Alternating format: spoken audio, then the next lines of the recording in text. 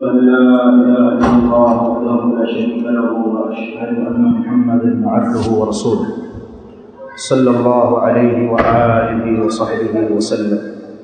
wazee wangu watukufu, mama zangu, dada zangu katika dini ya Kiislamu, hakika ni katika mambo ambayo tunatakiwa tumhimidi Allah subhanahu wa ta'ala na tumshukuru kwamba yeye subhanahu wa ta'ala miongoni mwa mahujaji wa visiwa hivi vya Zanzibar katika mwaka huu, Allah subhanahu wa ta'ala amewahitari na amewachagua nyinyi miongoni mwa wengine,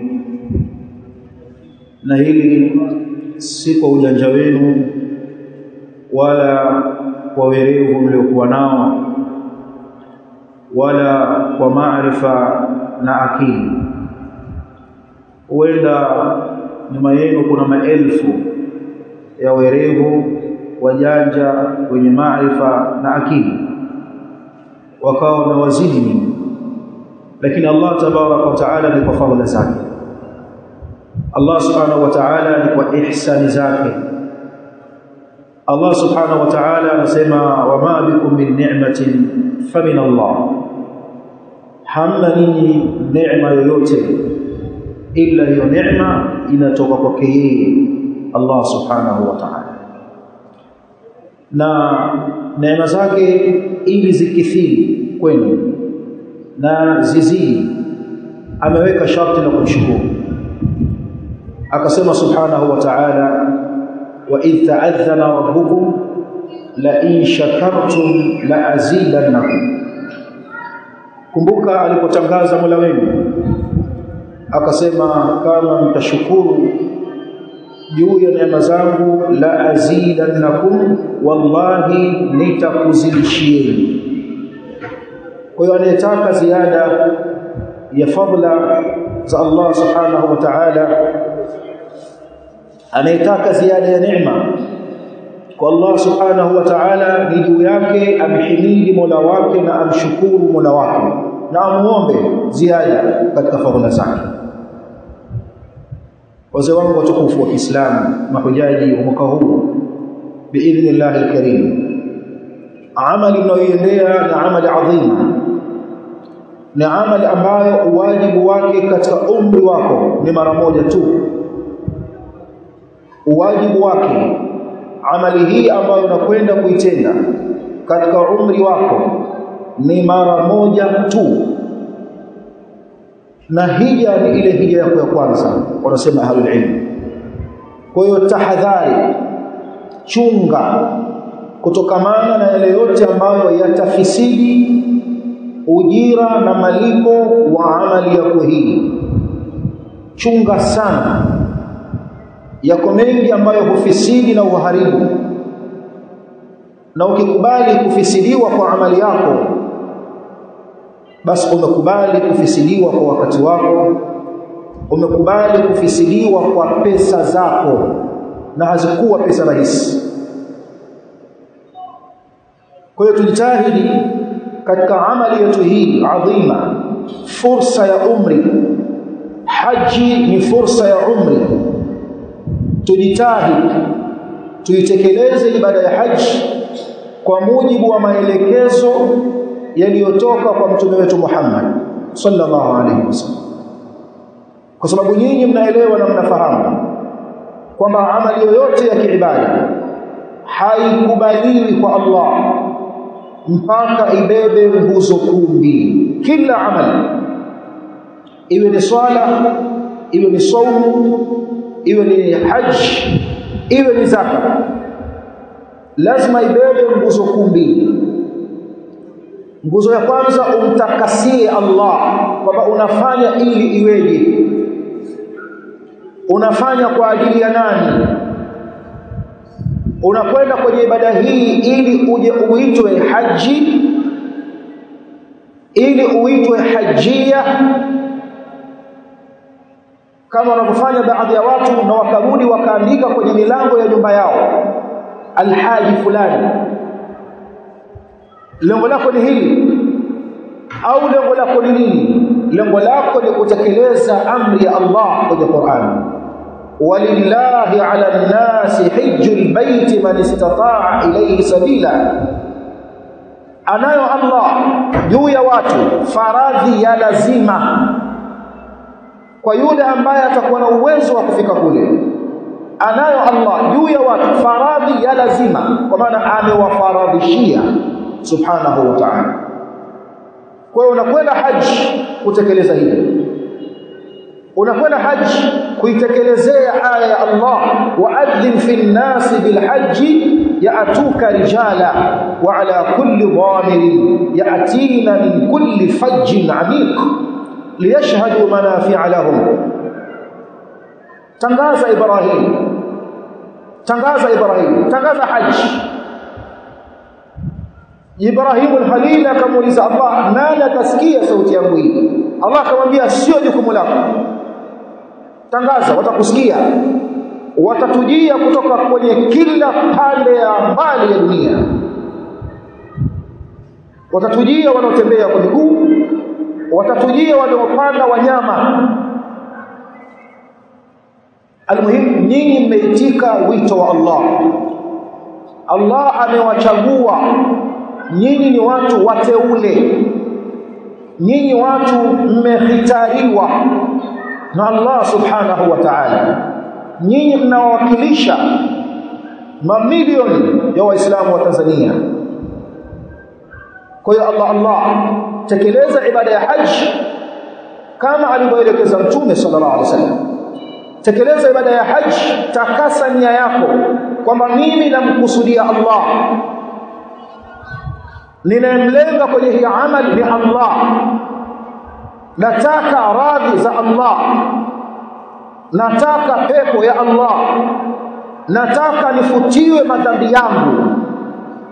Naam, haya ni malengo madhubuti kabisa. Allah subhanahu wa ta'ala katika hali ya kuitakasania amemwelekeza Mtume Muhammad sallallahu alaihi wasallam kwenye Qur'an, akamwambia qul inna salati wa nusuki wa mahayaya wa mamati lillahi rabbil alamin la sharika lahu wa bidhalika umirtu wa ana awwalul muslimin. Sema Muhammad, watangazie watu, waambie hakika ya swala zangu zote, wa nusuki, na vichinjwa vyangu vyote, kiwe ni kichinjwa cha udhiya, kiwe ni kichinjwa cha aqiqa, kiwe ni kichinjwa ambacho mtakwenda kukichinja katika ibada ya haji, alhadi, kiwe ni kichinjwa kwa ajili ya familia yako nyumbani, umetaka uwafurahishe watoto wako ukawachinjia. Hii yote ni ibada. Wa nusuki, na vichinjwa vyangu, wa mahayaya, na mema yangu ni yatendayo wakati wa uhai, wa mamati, na mema yangu yanayobakia baada ya kuondoka kwangu katika sadaqati jariya. Nimeondoka, nimeacha kisima, nimeondoka, nimeacha msikiti, nimeondoka, nimeacha madrasa, nimeondoka, nimeacha maktaba ya Kiislamu, wanafaidika Waislamu. Haya ni mema ambayo yanajiri na huniletea thawabu zake baada ya kuondoka kwangu, niko kwenye kaburi langu. Vyote hivi lillahi, ni milki ya Allah subhanahu wa ta'ala. Lillahi ay milkan wa istihqaqa, yeye ndiye anamiliki haya ni yake, na yeye ndiye anastahili haya peke yake subhanahu wa ta'ala. La sharika lahu, hana mshirika katika ibada zangu zote nizitendazo, hana mshirika. Kwa usende kwenye ibada ya haji ukamshirikisha Allah kwenye malengo na makusudio, kama fulani naye nione, fulani anisifie, nikirudi nipokelewe, kadha, kwa furaha, watu wajue kama mimi ni nani. Na ikitokea tunaandika majina yetu, natanguliza alhaji fulani, alhaji fulani, hajati fulani. La, hiyo ni shirki, kwa maana umemchomeka kwenye ibada ya Allah asiyekuwa yeye Allah subhanahu wa ta'ala. una malengo na madhumuni na matlaba mengine mbali na Allah subhanahu wa ta'ala, na huo ndio ushirikina katika ibada. Hadithi alipokea Muslim rahimahullah kutoka kwa Abu Huraira, anasema Mtume Muhammad sallallahu alaihi wasallam katika yale anayoyapokea kutoka kwa Mola wake kwenye al-hadith al-qudusi, ana aghna ash-shuraka'i 'an ash-shirk, man 'amila 'amalan ashraka fihi ma'i ghairi taraktuhu wa shirkahu. Mimi ni mkwasi mkubwa kabisa. Allah anasema mimi ni mkwasi mkubwa sana. Kama wako wakwasi wasiohitajia ushirika kwenye amali, mimi ni mkubwa wao. Ana aghna ash-shuraka'i 'an ash-shirk, man 'amila 'amalan, yeyote atakayefanya amali ya kiibada, hajj, umra, tawaf al-ifada, tawaf al-qudum, tawaf al-wada', ramy al-jamarat fi Mina, المبيت بمزدلفة، الوقوف بعرفة. yoyote atakayefanya amali ya kiibada, amali yoyote ya kiibada akamshirikisha, akamuingiza katika amali yake hiyo ya kiibada mwingine pamoja nami, taraktuhu, Allah anasema nitamwacha huyo, wa shirkahu, na ushirikina wake. Allah kauita huu ni ushirikina, kumkusudia mwingine asiyekuwa yeye subhanahu wa ta'ala katika ibada. Takasa nia yako, chunga usije ukachezewa na shaitani. Shaitani yuko hai, shaitani anawapita wana wa Adam kwenye mapito ya damu. Kwa hiyo ana uwezo wa kuingia kwenye moyo, ana uwezo wa kuingia kwenye fikra zako na mawazo yako na akili zako, ana uwezo akakubadilisha. Yajri min bani Adam majra ad-dam, Mtume anasema alayhi salatu wasalam. Kwa huenda akakuharibia, akakuchafulia nia, lengo kwamba wewe uharibikiwe, lengo kwamba wewe ukose malipo, lengo kwamba ni wewe ule hasara ya dunia na akhera. Ya dunia kwamba zimekwenda milioni zaidi ya 15 na 16, za akhera ni kwamba ukadhiliwe kwa Allah subhanahu wa ta'ala. Hivi ndivyo anavyotaka shetani, kwa kuwa alikula yamini, alikula kiapo kwa Allah subhanahu wa ta'ala, thumma la'atiyannahum min bayni aydihim wa min khalfihim wa an aymanihim wa an shama'ilihim wa la tajidu aktharahum shakirin. Kisha wallahi hawa wana wa Adamu nitawakalia mbele zao, nitawakalia nyuma zao, nitawakalia kuliani mwao na kushotoni mwao, na wallahi hutowapata wengi wao ni wenye shukrani. Amekula kiapo kwamba atakupoteza wewe. Chunga juu ya nia yako, ewe mzazi wangu, dada yangu, haji wa mwaka huu, usichezewe na shetani.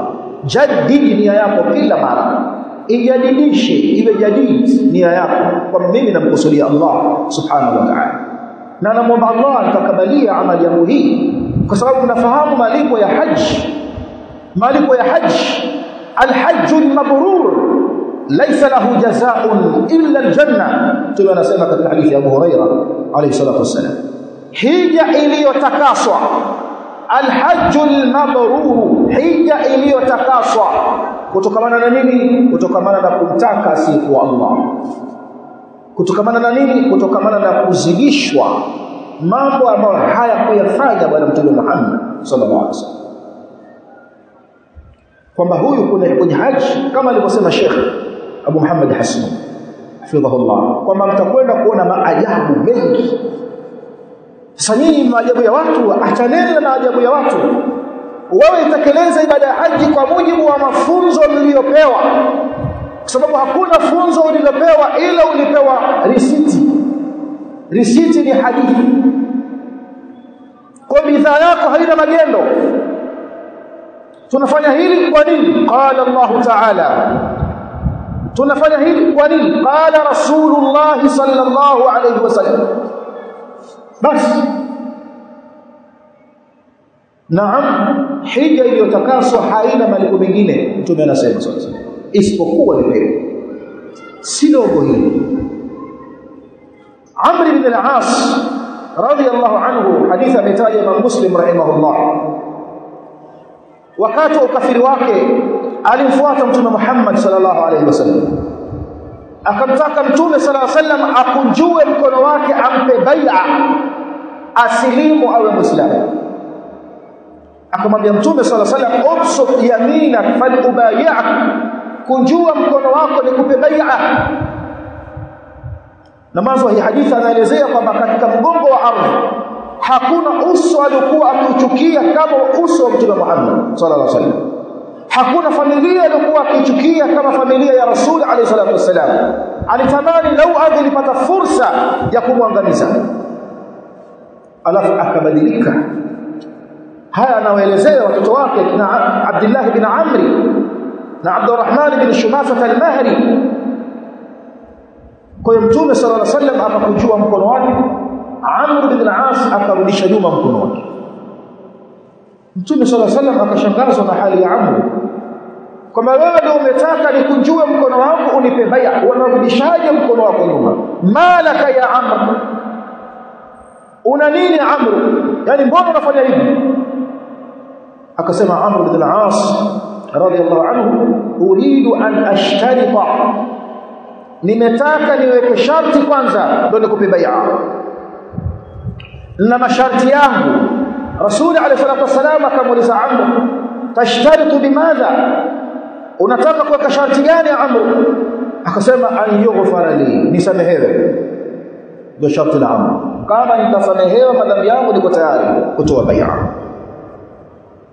Mtume alayhi salatu wasallam akamwambia Amr ibn al-As, ama alimta ya Amr, hivi mpaka leo hujajua Amr anna al-islam yahdimu ma kana qabla, kwamba Uislamu huvunja jengo la madhambi lililotendwa kabla ya hapo? Hujui mpaka leo? Wa anna al-hijra tahdimu ma kana qablaha, na kwamba hijra kuhama kutoka Makka kuelekea Madina hili nalo huvunja jengo la madhambi lililojengwa kabla ya hapo. Wa anna al-hajja yahdimu ma kana qabla, na kwamba hija huvunja yote yaliyotendwa kabla yake. Nyinyi mnaiendea haji yenye malipo haya,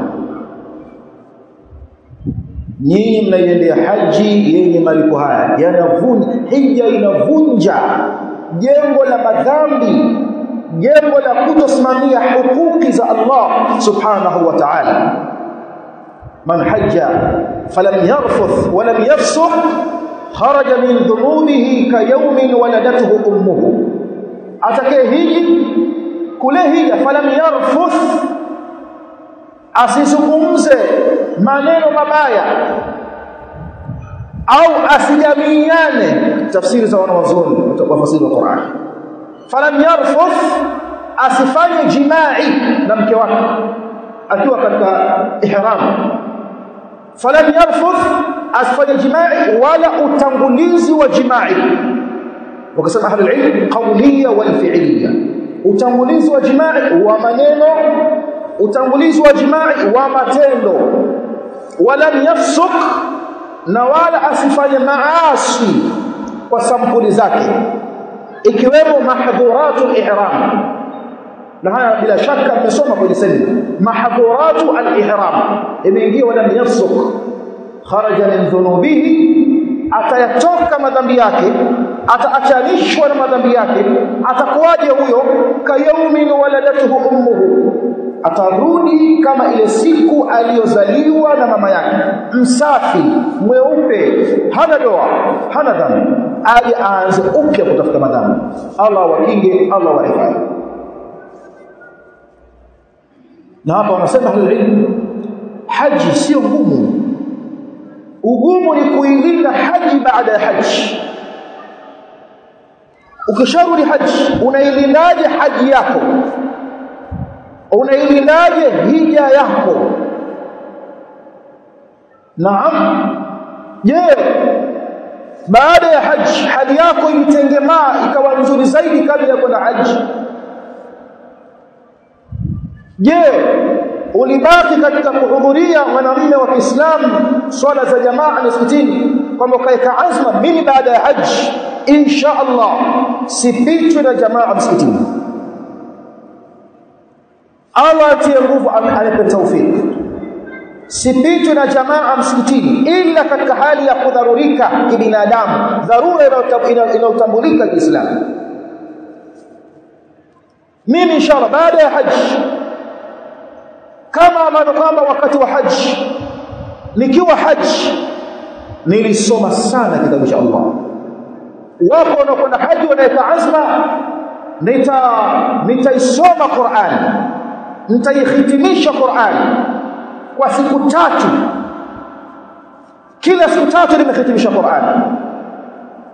Safari ya haji sio safari kama kina mama wanazunguka wanahangaika kwenye maduka wanaangalia vijora na madera.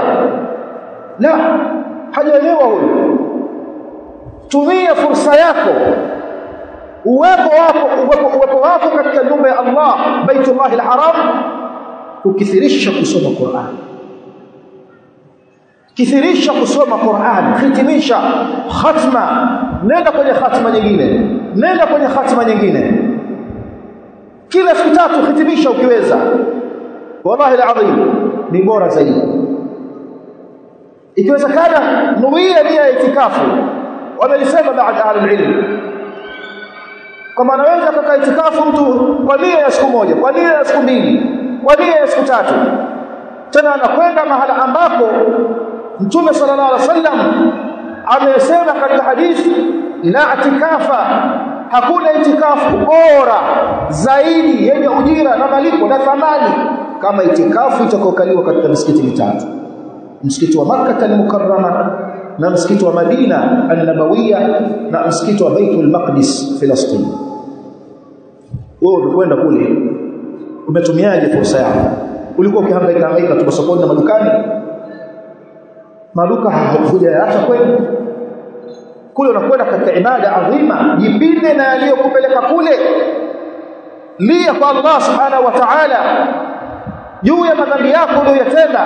Muombe Allah kutakabalia amali yako ya haji.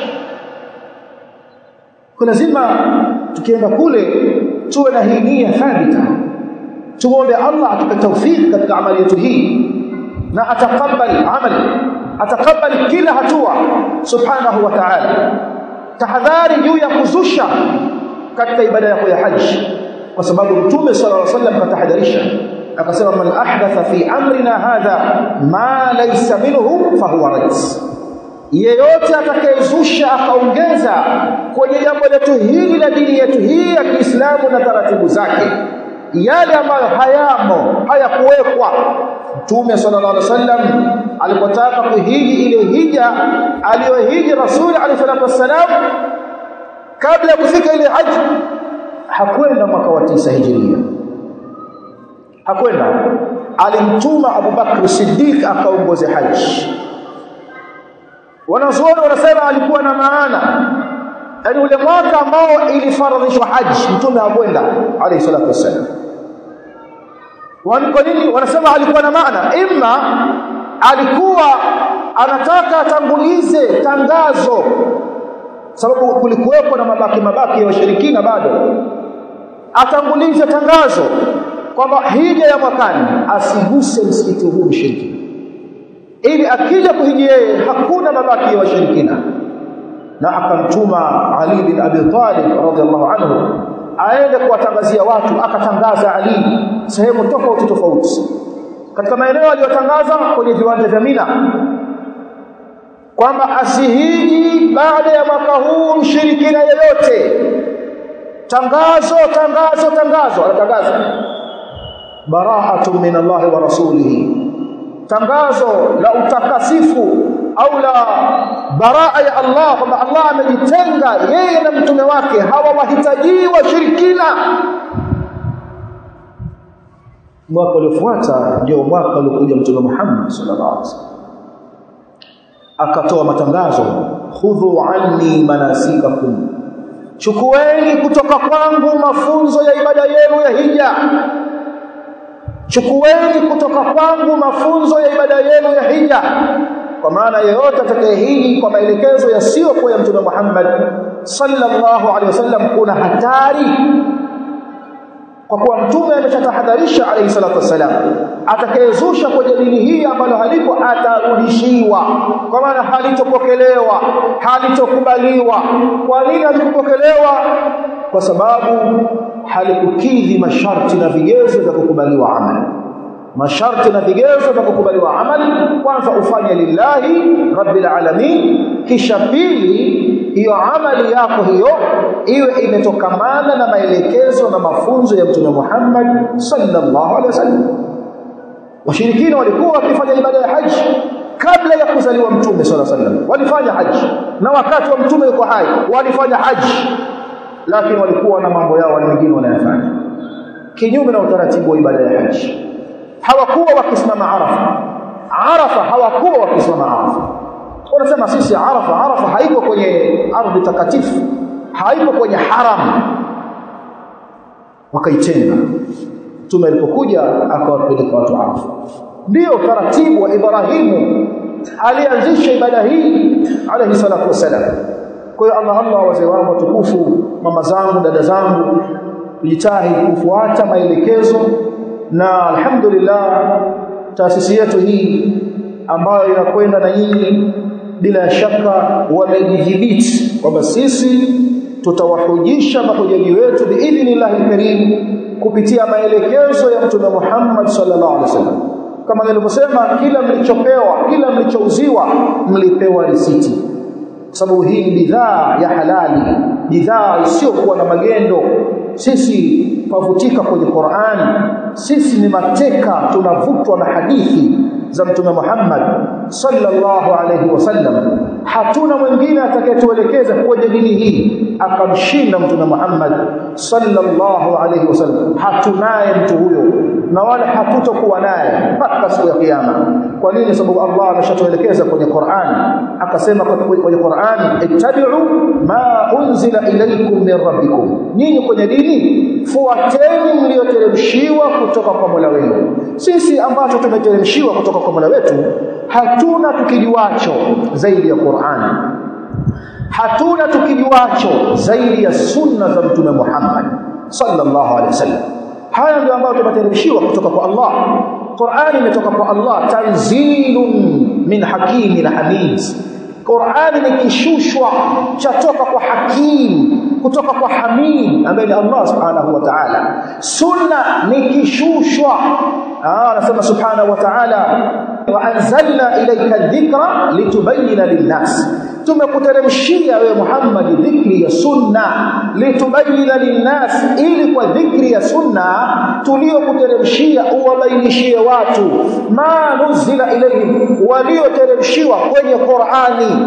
Kwa hiyo Qur'ani imeshushwa, sunna imeshushwa. Wama yantiqu 'anil hawa, hazungumzi Muhammad kulingana na matashi ya nafsi yake kwenye dini, in huwa illa wahyun yuha, hazungumzi Muhammad isipokuwa ni wahi ameteremshiwa kutoka kwa Allah subhanahu wa ta'ala. Kwa hiyo sisi tufuata Qur'an, tunafuata na sunna. Wanawazuoni wetu hatuwatupi, hatuwaweki mbali, wao ndio daraja la sisi kuifahamu hiyo Qur'ani, la sisi kuifahamu hiyo sunna ya Mtume Muhammad sallallahu alaihi wasallam. Na hawa ndio mawarithi wa manabii, kama alivyotwambia Mtume wetu sallallahu alaihi wasallam, al-anbiya lam yuwarithu dinaran wala dirhama inma warathu al-ilm. Manabii hawakuwarithisha watu wao dinari wala dirham. Pale aliposema al-ulama warathatul anbiya, wanawazuoni ndio warithi wa manabii. Manabii hawakuwarithisha watu wao mali, dinari, pesa, wala pesa ya dirham, inma warathul ilm, wamewarithisha watu wao elimu. Hawa ni warithi wa manabii, wamerithi ilmu. Faman akhadhahu, atakayechukua ilmu hiyo, akhadha bihadhin wafir, amechukua fungu nono, fungu kubwa. Mwisho nahitimisha nasiha zangu hizi. Wewe utasimama Arafa. Siku ya Arafa ni siku adhimu katika siku za dunia. Itakupata wewe siku hiyo mahala hapo, sehemu ambayo jioni yake kwa mujibu wa hadithi za mtume wetu sallallahu alaihi wasallam anashuka Allah, ushukaji unaoendana na dhati yake. Ukoje? Yeye ndiye anayejua subhanahu wa ta'ala. Anajifakharisha kwa malaika wake juu yenu nyinyi mliokuwa mmezagaa katika uwanja wa Arafa. Anauliza malaika wake, wanataka nini hawa? Wamenijia hapa shurfan ghabra, nywele zao kitimtimu, wana mavumbi, wamechoka hawa. Wanataka nini hawa? Wanataka pepo yako. Wameiona wapi pepo yangu hawa? Vipi wangeliona? Wataka nini? Wataka msamaha wangu. Allah anawashuhudisha malaika, anawashuhudisha malaika kwamba nakushuhudisheni ninyi malaika, mimi qad ghafartu lahum, wote hawa nimeshawasamehe madhambi yao, wao na wale wanaoombea pia nimewasamehe. Ndio maana kuna watu kumwaga na kuna haji anakuambia niombee, nitaje kwa jina. Mtu anakuambia jina langu nitaje, nimewasamehe hawa na wale wanaoombea pia nimewasamehe. Ya Allah, na ndio siku ya wewe kulia sana. Al-wuqufu bi Arafa, wanasema kusimama Arafa, lakini hata ukikaa kinachotakikana Arafa kama uwepo tu, umekaaje, umesimama, uwepo Arafa. Na kadri lile jua linapoelekea kuzama ndivyo kadri wewe unavyotakiwa uombe sana. Yaani kila unapoona jua linazama ndivyo kila wewe unavyotakiwa ujitahidi kwenye kuomba dua. Hakuna siku alionekana shaitani dhalili katika siku za dunia isipokuwa hii siku ya Arafa.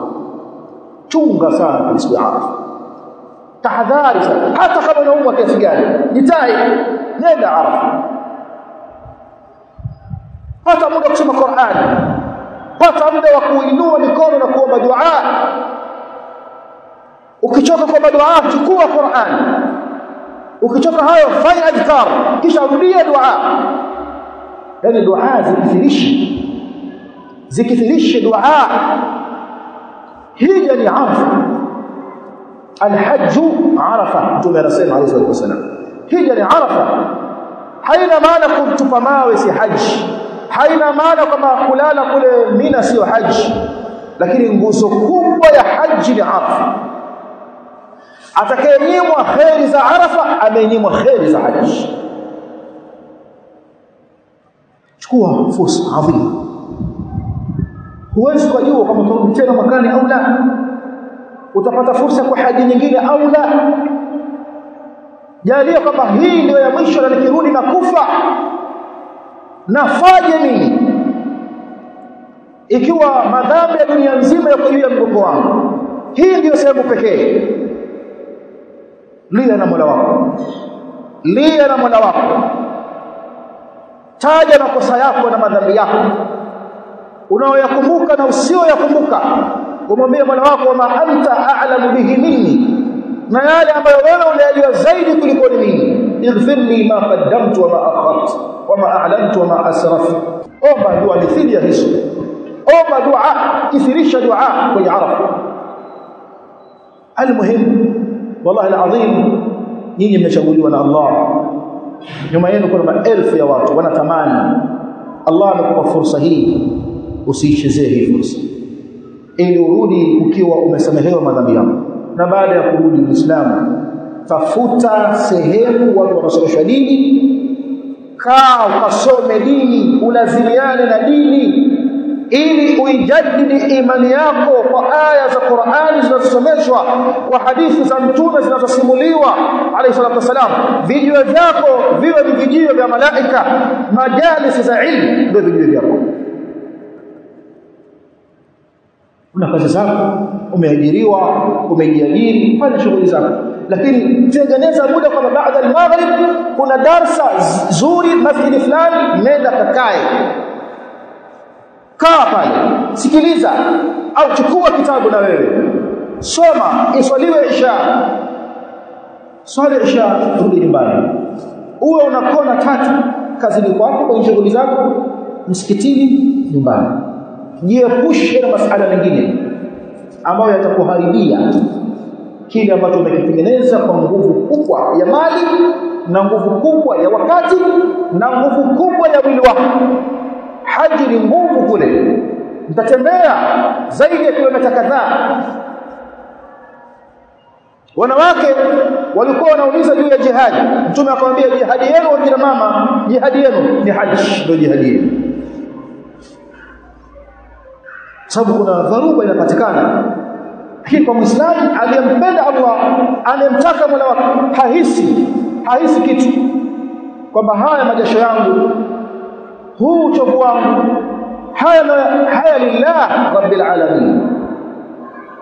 Kwa ukirudi pia lazima nafsi yako ilazimiane na durusu za ilmu na watu wa kheri, ndio wawe marafiki zako.